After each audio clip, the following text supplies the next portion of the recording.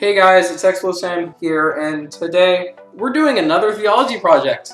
Isn't that funny? Yeah. This time, instead of talking about video games though, we're going to be talking about movies because those exist. And we are going to be talking about how Finding Nemo is related to the Avignon papacy. Now, I mean, these things don't seem relatable at all, which they aren't, but we can make connections with them. I mean, one's real life and one of them's a movie. One's on land, one's underwater. One's made by Pixar, the other one's not made by Pixar.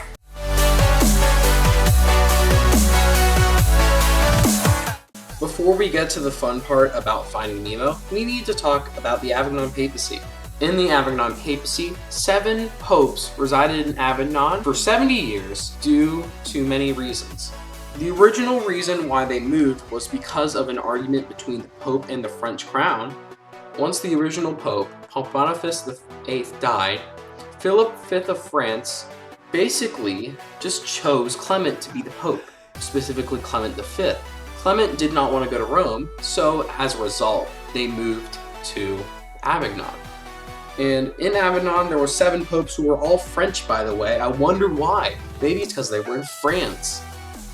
The Pope then moved back to Rome in 1376 as Pope Gregory XI was convinced by many people, including St. Catherine of Siena, to move the papacy back to Rome.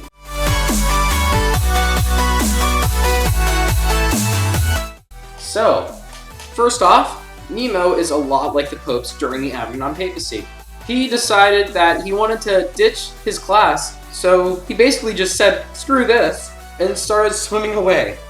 Like you do. And so he got caught by the guy with the diving mask. I wonder what his job is. And he was taken to a dentist's office in Australia, I think. Yeah, that's Australia. Which represents France, the place where the popes moved to in the Avignon papacy.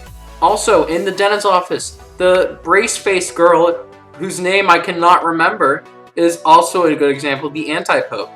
Because, you know, she was the one who tried to keep Nemo in Avignon because she tried to keep him for herself. Because fishy.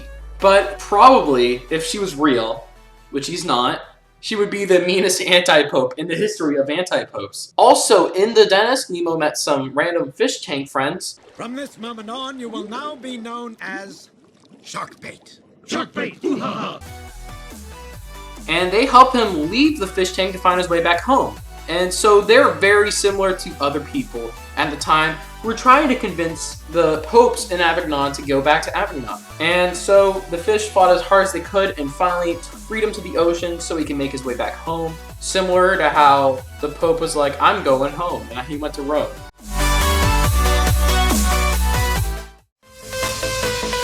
So, another relation you can make between Nemo and the Avignon papacy is through Marlin. Marlin is basically the main character of the movie, even though it's called Finding Nemo. Basically, what Marlin does the entire movie is he tries to find his son and chases him all the way to Australia. And this can be related to St. Catherine of Siena, who rescued the popes from Avignon and brought the papacy back to Rome when she told Pope Gregory XI that he should move back to Rome.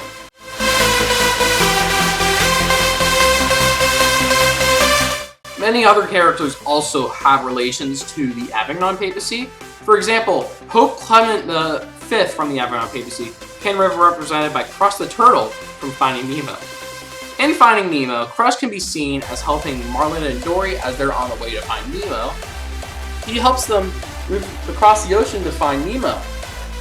Title of the movie. Pope Clement V can also be seen as the Pope who moved the papal capital to Avignon.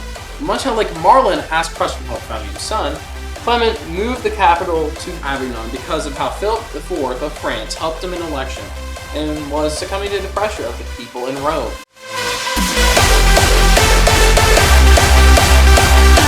So as you guys can see, Finding Nemo is very similar to the Avignon papacy.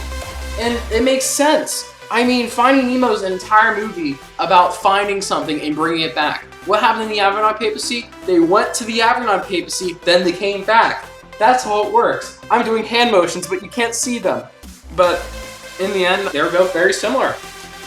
And yeah, thank you guys so much for watching, and I will see you guys next time.